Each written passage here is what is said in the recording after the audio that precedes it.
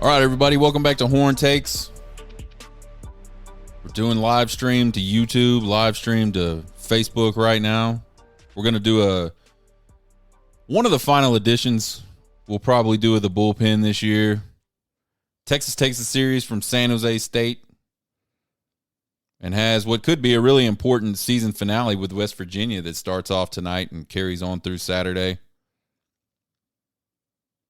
So let's get right into it.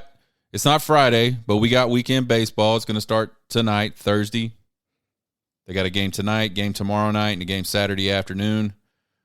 But let's jump into the San Jose State series. So we talked about it. You know, Texas was in an outside position to probably host a regional with a series sweep. And that was one of the things we thought they had to do to be in a position to possibly host a regional. The other thing we thought they had to do was also sweep West Virginia. And then finally, we thought they've got to play well enough in the Big 12 tournament to get to the Big 12 tournament final. Well, and we predicted a sweep against San Jose State. We thought the bats were going to be too much. We thought the bats were going to eat, especially at the top of the order. And it turns out they did. They just didn't do it at all in the very first game. They blew a lead late. They were winning 4-2, headed into the eighth inning. They blew the lead late in that game. Cost them the opener. And then Texas goes on to explode for 32 runs in games 2 and 3. I would have taken 5 of those runs. Actually, 3 of those runs, 4 of those runs, something like that. Could have got them the sweep, and we'd be in a much better situation right now. I saw a graphic during the third game of the series on Saturday. This was a really explosive offensive series for Texas in terms of history for them. Wasn't the biggest, but it was top 5. And I didn't catch exactly where it was on that graphic, but if you watch those games at all, you were probably breaking your neck. If you watch baseball games like I watch baseball games, like I turn the game on, I start watching the game, but I get distracted with other things. Sometimes my phone, sometimes having a conversation with my wife, sometimes having a conversation with the kids or, you know, whatever. I'll get up and go do a little chore or something. Anyway, if you're like me when you watch games, you spent your whole day on Saturday, or the whole second game on Friday breaking your neck trying to catch up with what was going on. But anyway, game 1, 6-4 loss. The bullpen gave up 4 runs in the last 2 innings of the game, 3 in the 8th, 1 in the 9th.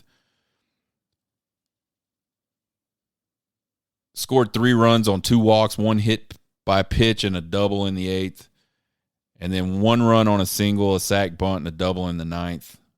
To lose that one. I thought the bats were bad. Texas scattered 7 hits, had 3 runs, but those 3 runs came on a 2-run home run and an RBI double. So there wasn't a lot of hitting going on. There wasn't a lot of timely hitting going on. Texas just looked blah. They looked like they didn't want to be there. They acted like they just expected to win. Or like a team that had given up on the season almost. Just not good. Not a good look. Game 2, again, this was the big one. 24-3 win. LeBaron Johnson pitched another really good game. It wasn't his best game. It wasn't as good as his last start, but it was really good. Scattered 6 hits across 5 innings. He had 5 strikeouts, and that was kind of what separated this game from his last game, in my opinion. I believe he struck out 12 in his last start. He only struck out 5. He gave up 1 walk. And 3 of those hits and the walk netted 3 earned runs in the 5th, and that's what chased him out of the game. He ended up finishing the 5th. At that point, Texas had such a huge lead. I believe the score, I don't even know what the score was heading into the 5th. It was a lot of points, a lot of runs. And then the bullpen came in and did something they haven't done in a really long time. They gave Texas 4 hitless and 4 scoreless innings on 6 strikeouts. So it wasn't a big strikeout day for Texas. But defensively, they were good. Pitching-wise, they were good. Obviously, with the bats, they were good. But, to me, more important than seeing the offense explode the way it did was seeing the bullpen be able to come in and just throw strikes and just get people out. Not a lot of walks. And that stuff, walks, hit by pitch, wild pitches, those have been killing the Texas bullpen over really since Big 12 play started, but it's been really bad. Probably since after the Oklahoma State series, which I believe was, I want to say that was Baylor. Anyway, bats were on fire. 22 hits and 45 at bats. 4 doubles. Campbell had 3 of those. 5 home runs. Kennedy had 2 of those, including 1 of the grand slams. And then Tanner Carlson, the DH, had the other grand slam. So it was truly a case of someone out there pitching batting practice to Texas in the second game of that doubleheader on Friday, which it was nice to see the team respond to taking a tough loss. And again, I'm not an expert in body language. It just looked like they just weren't ready to participate in a baseball game early that afternoon for game 1. Game 3, 18-6 win. It was a run rule game in the 7th. This was a cool game, again, not just offensively, but Tanner Witt actually got his first win of the season. He did do it behind a lot of offense. He had 8 runs through the 3 innings he pitched. But he got through 3 innings on 40 pitches, gave up 2 hits, did have a walk, had a pair of strikeouts, and 3 earned runs. But you look at his last 2 starts before this one, and they were quick, obviously, because of the arm, and they were pretty rocky. And again, this one wasn't perfect by any means, but he's showing improvement, and he's showing that he can pitch a little longer. So we'll talk a little bit more about Tanner Witt later, and how his sort of development and as he continues through, the steps you take to rehab that type of injury and that type of surgery, and really get yourself back in not only a mental state but a physical state where you can compete at a high level. Talk about how that may help Texas out a little bit this year for the rest of the season. Staley comes in, who has been the Sunday starter. He scattered 4 hits and 3 runs over 4 innings, and that got the save for him in the run rule. Bats are obviously hot again. It's the second straight game that Powell got Texas started with a home run, 14 hits and 29 at bats. They only struck out twice. 6 of the 14 hits were for extra bases. And again, the top 6 in the lineup, we've been talking about it all season. Actually, that's gotten better. We at the beginning of the year, like when they came back from Cal State Fullerton, before they went on this really long home stretch that they won 16, 17, 18 straight games, something like that. During that stretch, at the beginning of that stretch, it was really Powell and Kennedy. And then in the middle of that stretch, Porter Brown got really, really hot, got his average up, got his impact up. And then Dylan Campbell came on. Dylan Campbell's an interesting dude because he's done this each of the last 2 years where he starts out the season and you go, who in the hell is this guy? I mean, obviously this season we knew who he was. Last season we didn't really know who Dylan Campbell was. We just knew he was the guy that was coming in, getting a lot of at-bats, and really struggling bad just to even make contact. And then all of a sudden, I don't know what it is. Maybe it's just time for Dylan Campbell. I would like to see if Dylan Campbell hangs around, I would like to see Dylan Campbell start doing simulated games a month before the actual season starts. So he has worked out all the kinks in his swing and is ready to be the Dylan Campbell that we've seen each of the last 2 seasons towards the end of the year. And, really from the midpoint on, he's been great. And then Garrett Guillemet's another guy that's really come on, hitting a lot of doubles, a lot of home runs, really crushing the ball.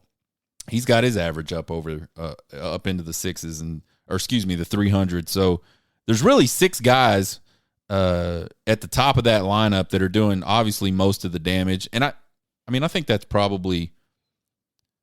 Texas is kind of lucky to have 6 guys that can beat the ball up. Really, I don't think there's a lot of teams in the country that have that.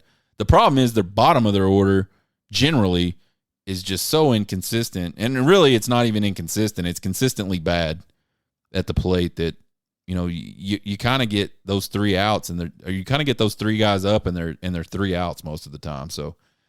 Again, Texas really needed a sweep. Didn't show up, play game 1. That's the way it goes. Didn't have a midweek this week. Didn't have a midweek last week. But now they're rolling into this West Virginia series. And, looking at this series, I don't think there were a lot of people before the season started that thought West Virginia was going to be sitting in number 1 spot in the Big 12 right now. 100% completely and totally. It's up to them whether they win it. So looking at the numbers, Texas needs to sweep this series, or West Virginia is going to be the Big 12 regular season champ. And even if Texas does sweep this series, Oklahoma will have to take 2 out of 3 from Oklahoma State for Texas to be the regular season champ. Basically, Texas is the only thing that can mess this up for West Virginia. So West Virginia comes in, handles their business, wins the series, sweeps the series, whatever they do. I think they can just win 1 game of this. They just cannot get swept by Texas, and they're going to be the regular season champs. Currently ranked number 6 in the country. They got a 39-13 record, 15-6 in the Big 12. My original thought was they were the only team left in the Big 12 that hadn't lost the series, but that's wrong. They lost the series to Kansas, of all people. In West Virginia, I believe, they lost the series to Kansas. So they're not unbeatable. And I don't know the situation. Maybe there was some crazy injuries or something. Maybe that was the deal there. But everybody else they've handled very well in the Big 12. They're hitting 304 as a team. They're led by a guy named J.J. Weatherholt. He might be the best player in the country you have never heard of. I'd never heard of him until I started digging into this game a little bit. I got to watch him play a little bit against Tech, but we were in a bar, couldn't hear anything, and just, talking to the wife and people watching and stuff like that. Wasn't paying a great deal of attention to the game. But this cat is batting .466, which I don't know where that stands nationally, but it's up there. I know mid-season, Tommy Tanks was right. Actually, I think he was right over 500, or was it that shortstop for LSU that was over 500 at one point? That's amazing. .466 this far into the season that's badass. Good on that kid. This kid has 21 doubles, 2 triples, 15 home runs, 56 RBI. He's their guy. Everybody else is okay. Like I said, the team average is 300, but you look at the lineup, they don't have a ton of guys over 300. I think really what keeps their average as a team up there is this dude hitting almost 500, and then their lower level guys aren't, sitting at 200 or below like Texas. They got a 4.13 team ERA, which is .01 above Texas's team ERA. There's really not a lot of weaknesses on this team. Just in the very few instances I've seen them play. Maybe their Sunday starter. They seem to have started a guy against Tech this last weekend that got chased really quick. I think he threw like 9 pitches. I don't know what to do. Maybe he was a hurt guy, and they were getting him in the game to throw some pitches. I don't know the situation there. But they're pretty good offensively. The pitching is pretty good. They've handled the Big 12 outside of that KU series, and I'm sure that's just an anomaly. I'm sure there was something weird going on with that, but they don't have just a ton of weaknesses on that team. Games are tonight 6:30, tomorrow night, Friday night at 6:30, and then Saturday at 2:30 p.m. And all these games are on the Longhorn Network, so check that out. I know I'll be watching at 6:30 tonight. I'm excited. I didn't know this series started on Thursday until today when I started putting the final touches on this show. So I'm glad I decided. I usually wait to do the show on Friday about baseball, but I'm glad I said, hey, man, we're going to do Thursday because I got a special show tomorrow for you guys. We'll talk about that a little bit more. My prediction for this series, man, I just think West Virginia is too good on the mound and at the plate. I think Texas is going to drop the series, and I think there's a pretty decent chance Texas could get swept in this series. And we talked a minute ago about here's what has to happen for Texas to be the Big 12 regular season champ, and I think it's more likely that West Virginia sweeps Texas than it is by far that Texas sweeps West Virginia. That's why they play the games, though, right? We're gonna say West Virginia is gonna win 2 out of 3 against Texas. Take the series, end completely the hope of Texas being a Big 12 champ. We're not even gonna let it go to the OU and Oklahoma State series. State of the program adjust for Texas baseball right now. They're 35-18. They're unranked. 12-9 in Big 12 play, which is ranked 3rd right now. And again, we talked about the outside shot at winning the Big 12 regular season title. I think if you're a Texas fan and you're a Texas baseball player and you're David Pierce and that staff, you really go back and look at that Oklahoma series and you just shake your head and you wonder what the hell happened. How did – because, folks, Oklahoma is not a good baseball team this year at all. And they came into Austin, and they didn't even really – I mean, all credit to them. They won the series, and they swept the series. But, man, Texas had so many colossal meltdowns on the pitching mound from the bullpen, and even the starters really, too. It was just an absolute clusterfuck. The whole thing, like the whole pitching effort that weekend was bad. Just awful. So if you're Texas, you got to look back and go, man, if we could have just won one of those games, and better yet, done what we should do, which is win 2 of those games and win the series, Texas would be in a lot better shape headed into this weekend. They'd probably be a lot better shape they'd probably still be ranked, because the only series they would have lost in the Big 12 at this point would be that Oklahoma State series, which was a really close rubber match type deal.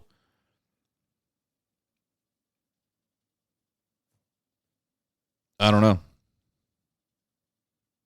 Ultimately, it won't matter. Like, you get into the postseason, and whatever happens, happens. But it sure is nice to say, we got some hardware. We won the Big 12.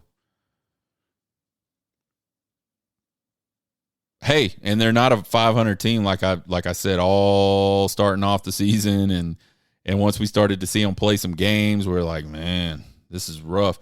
We knew it was going to be rough, right? They lost 2/3 of the starting pitching rotation. They lost 2/3 of the lineup that crushed their way to the College World Series, at least a bid into the College World Series. They didn't crush a whole lot during the tournament, but they made it to Omaha. 6 of those guys were gone. So we knew it was going to be we knew this season probably wasn't going to be a great season. I think for me, and again, I was sitting there talking 500 all the way up through the Cal State Fullerton series that they pissed away.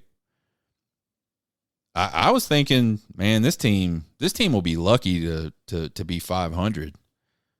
So I guess all in all, you look back at the season, and regardless of what happens this weekend, I think the worst they can finish in the Big 12 is 4th at this point.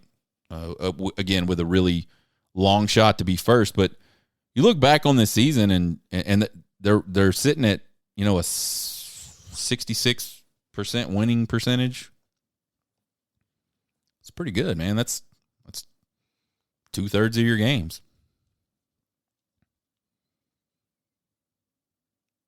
Pitching, like I said earlier, we're sitting at 4 and some change on the team ERA. The starting rotation seems pretty set. Lucas Gordon has been really the only consistent bright spot in that starting rotation this year. And I only say he's the only one because LBJ, the next guy in the rotation, has been in and out of that rotation, and really due to no fault of his own. Like, again, I said it last week on the show, I do not know what LBJ did to get demoted from the rotation once he got sort of pushed into that role. He started out the season as the Tuesday starter. He threw out of the bullpen a few times on weekends. And then some point during that really long winning streak, they moved him. They moved him to one of the starter roles, and he did really good. And then all of a sudden, he just wasn't there anymore. He wasn't injured. Again, I'm failing to recall any indication with his actual performance on the field what would have prompted David Pierce to change that back or mix things up again. I think you look at the rotation now, he's another bright spot in that rotation. But season-wise, he just wasn't there enough. And now we got Tanner Witt back. Tanner Witt's going to be a mixed bag for a while. And when Tanner Witt's done, whether it's, I got through 3 innings and I threw 40 pitches or, whatever the next step is for him, there's going to be a next step.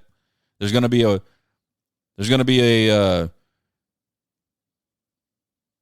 pitch count that they don't want him to go past.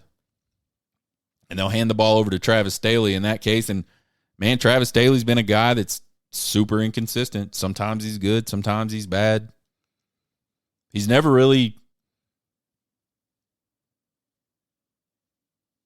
just kind of there. He's either good or bad. And I think that's just a mental thing for him. Bullpen is an absolute wreck. There's not many arms in the bullpen that David Pierce can count on to just come in and throw some strikes, man. I mean, they can't even just throw some strikes. It's one thing to come into a game, fill the zone up, and the batters are just better. The hitters are just better that day. They put the ball in play, and they find the holes. There's not a lot you can do about that as a pitcher. I mean, maybe you're missing a little bit on your spots. Maybe you're even leaving the ball just right out over the plate. Maybe your breaking stuff is just a little flat and it's not breaking like it was. Okay.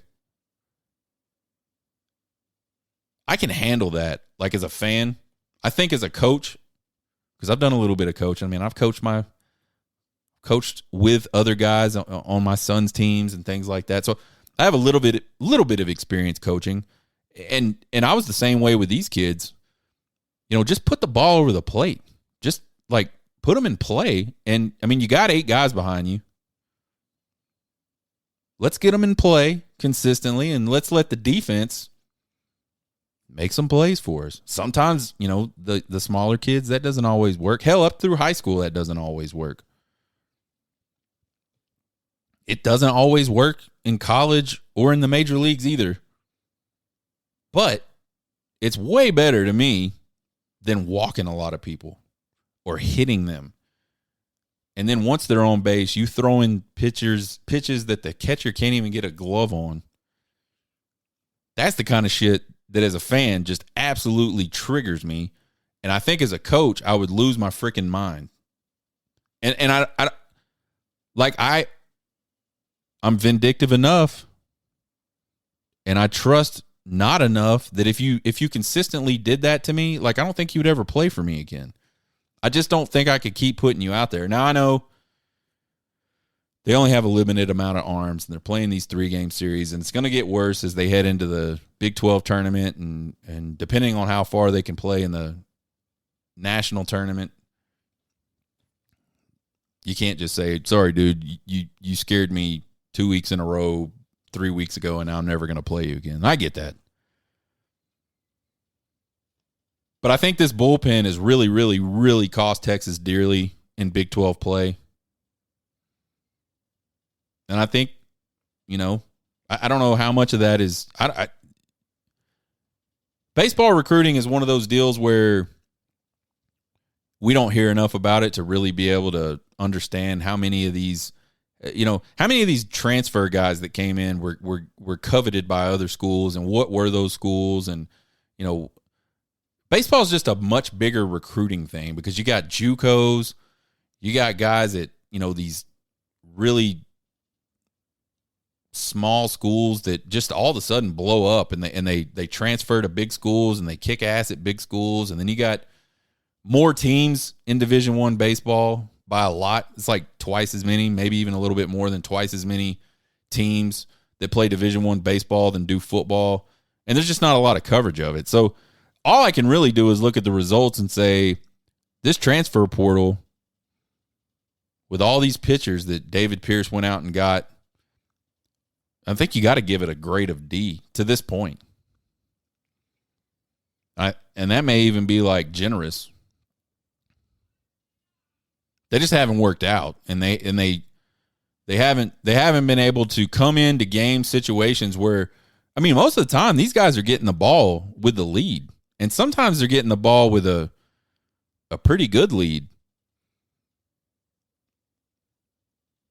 And, man, they just cannot seem to throw strikes. And when a few of them are kind of like those front runner type pitchers that they get up there, and as long as nobody's on the bags, they can stay mentally focused and they can get it done. But as soon as somebody gets on base, man, they piss right down their leg. You see it at all levels. If you've got kids that have played baseball, you see it there. And my son's in high school right now, and you see it there.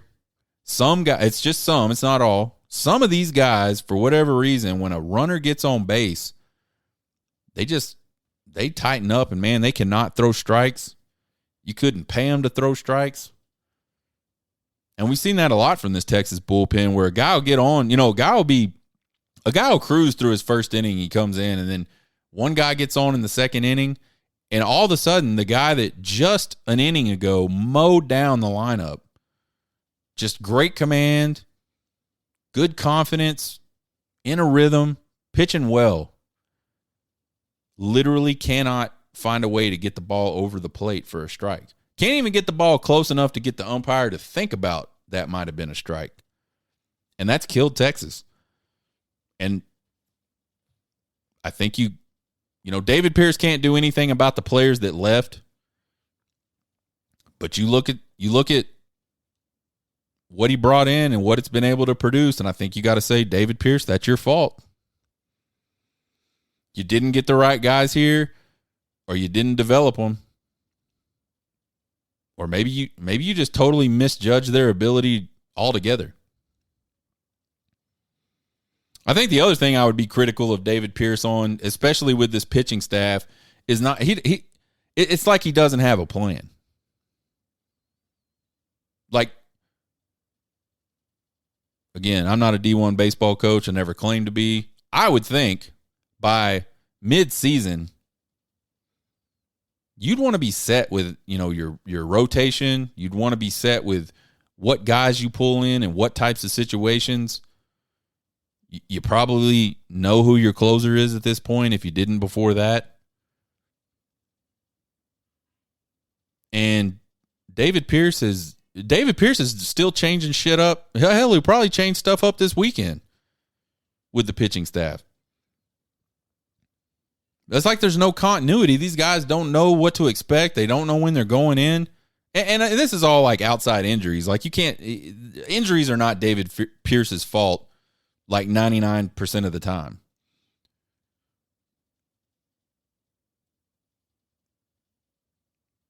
But Texas doesn't have any injuries on the pitching staff. He just can't decide who he wants to pitch, where and when and all that stuff. And for a pitcher, that's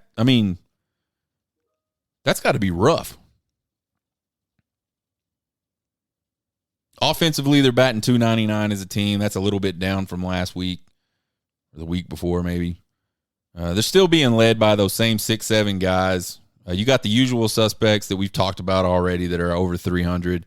And then Tanner Carlson, who's taken a bigger role as a DH here in the last couple of weekends. He's doing really well. He's brought his average up. He never was super low, but he's got it up over 300. So now Texas has 7 guys that are pretty consistently in that lineup. I think Tanner Carlson will be the DH when Guillemette is hitting or catching rather. And if Rylan Galvan catches, I think you'll see Guillemette be the DH there, and Tanner will sit. But he's kind of found that role, and he's doing really well.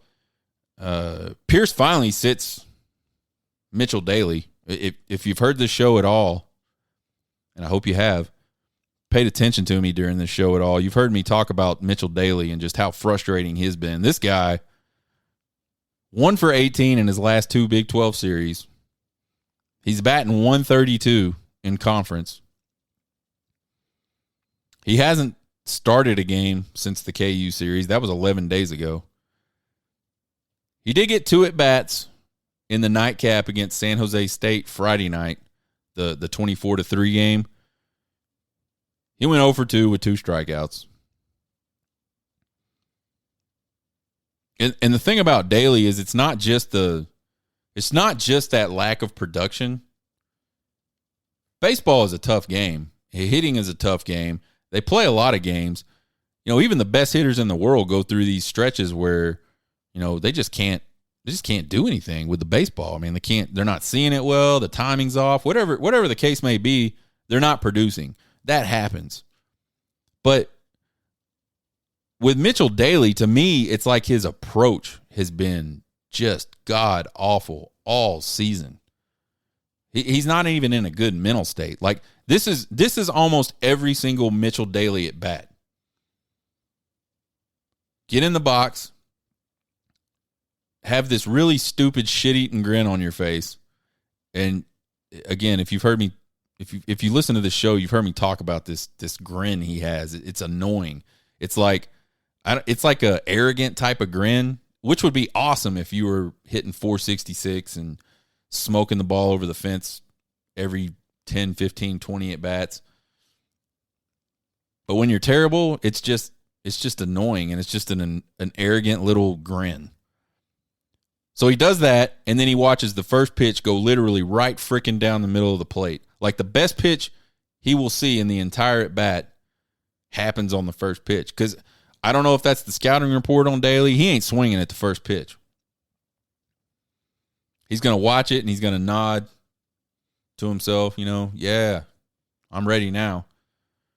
The next pitch is basically the same pitch, maybe a little bit up, that he can't catch up to, and he either fouls it off or just completely misses it. And then the final nail in the coffin for almost every single Mitchell Daly at bat is a big sweeping breaking ball or a slider that he completely fans on and looks absolutely unathletic, unprepared, like he's never played like he's a dad. Like, if you handed me a bat and said, hey, dude, I know you probably haven't swung a bat in a million freaking years, which I haven't. I haven't swung a baseball bat since my senior year of high school, and I wasn't even on the baseball team. Before that, I hadn't swung a bat since I was 13, maybe 12, 13, something like that. I went out and hit some balls for one of our pitchers that was wanted to get some work in midweek. So that's how long it's been. And I'm not like church league softball or whatever. Doesn't count. It's not the same thing. But I would look the same as Mitchell Daly today if you handed me a bat and just said, go up there and see if you can hit the ball. That's probably exactly what I would do. But the problem is I'm 45.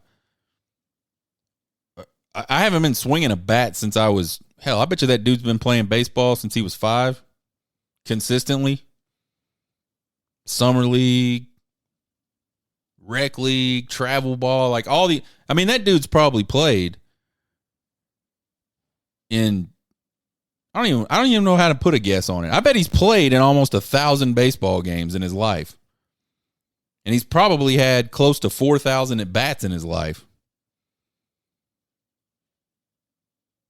And he looks like I would look if you handed me a bat, like just pull me out of the stands, hand me a bat and said, go try to hit. That's what Mitchell Daly looks like. Almost every single at bat.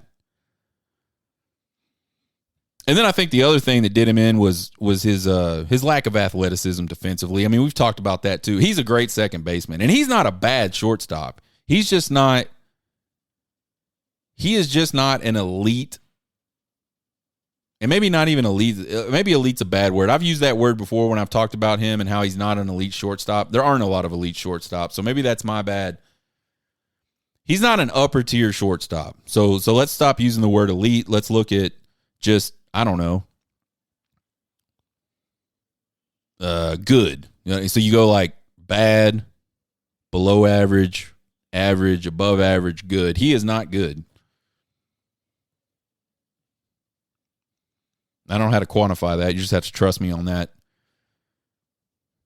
He just doesn't have a lot of range. He makes pretty routine plays look difficult at times, and sometimes he just flat out blows it. So they bring in Jalen Flores. Jalen Flores has been starting most of these games. Kate O'Hara, who's a freshman, he got a start in one of the San Jose State games at shortstop. I believe it was San Jose State. So he's starting to work with some more guys. And I'm glad to see it. I think he waited too long. Just like he waits too long on some of these pitching decisions. If you've watched Texas play this year, you've probably seen it happen where all of a sudden the bases are loaded and nobody's out. And then he decides to go out there and go get another pitcher. Man, I don't know about, I mean, I've never been a big-time pitcher, but I would imagine there's probably not a more stressful situation as a pitcher than to come out of the bullpen with the bases loaded and no outs. And David Pierce consistently puts his pitchers in that type of situation because he waits too long. I think he waited way too long to sit Mitchell Daly. I don't know if Jalen Flores will work out. His average isn't great right now.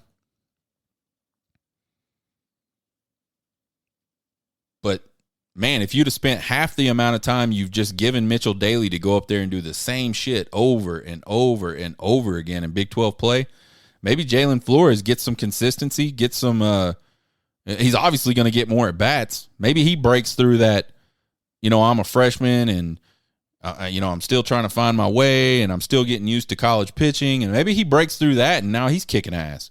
Maybe you got 8 guys then that are busting the ball. Instead of, like, literally, if you bet $1,000 on Mitchell Daly being an out, you'd be rich right now. Maybe not rich, but you'd have a lot of money because your losses would be very few and far between.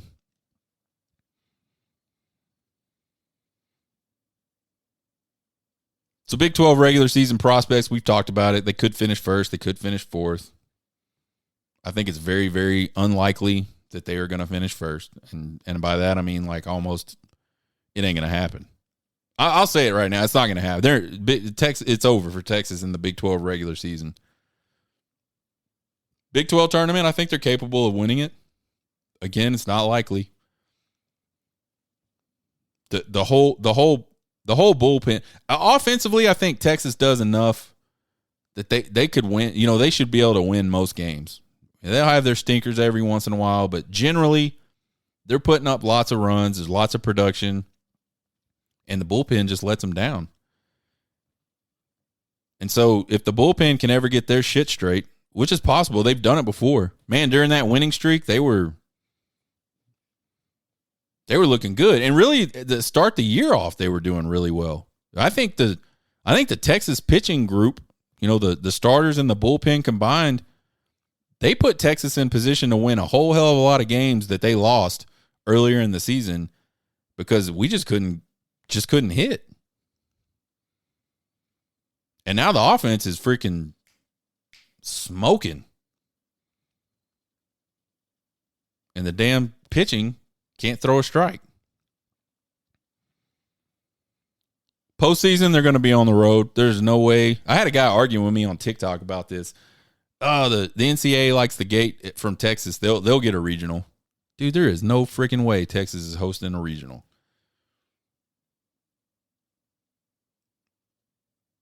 And if they do, I'll be really, really surprised. And I'm not going to offer up anything. I'm just going to say they're not going to host a regional. But they're going to be on the road for the entire tournament. So they need the bats to get hot, and stay hot, which they're hot right now. They need to catch some magic out of that bullpen. They need to find probably at least two arms that they can count on to do something, to just come in and throw some strikes and let the defense play. I just don't think they have the quality depth in the pen at this point to make it out of a regional. I think they're not going to a super regional this year. I'd be very surprised if they made it to a super regional. The only, like the small, to me, like the small glimmer of hope there is that Tanner Witt, we talked about like that sort of threshold with pitching and, the number of pitches and just trying to find yourself mentally and, all that crap that goes into coming back from an injury like that. If Tanner Witt can get on the other side of that between now and the tournament, that would give them three really solid starters. And I don't know, man, I have no idea, like a Tommy John guy, I don't know if there's like a chart that says, man, you come out and you pitch 20 innings this game, then you try to stretch it to 30, and then you go to 40. I don't know if 50's the next gate. I have no idea. So realistically, I don't know what Tanner Witt could do if we're following some sort of, chart or some sort of, this is just how you handle these types of coming back from these types of injuries. Whatever that looks like, if Tanner Witt could get to the point where he could give Texas 5-6 innings in a regional, that's three really salty dudes to go up against.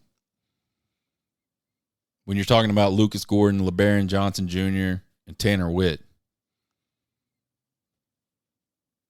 So I think for Texas to make it out of the regional, they're going to have like a yeoman's effort at the plate. They're going to have to do what they did against East Carolina last year and just absolutely mash baseballs. And or Tanner Witt is going to have to play into, he's going to have to be a bigger player in the picture, right? And I'm not trying to put any pressure on him. I don't know if even that's possible. It may just not be possible, and that's fine. If not Tanner Witt, then some guys in the bullpen have got to step up and got to be able to hold leads.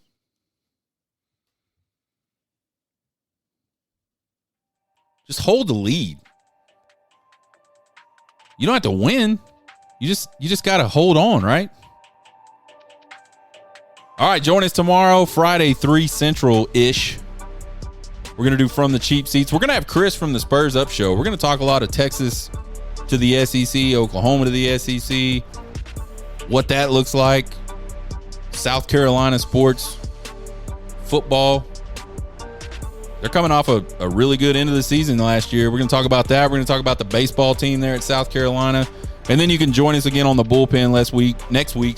We'll talk about West Virginia series and Big 12 tournament. Subscribe to the podcast. Check us out at TikTok, Twitter, Facebook, at Horn Takes. Email me at horntakespodcast@gmail.com with all your comments, questions, concerns, and criticisms. I love them all. You guys have a good weekend. Hook 'em.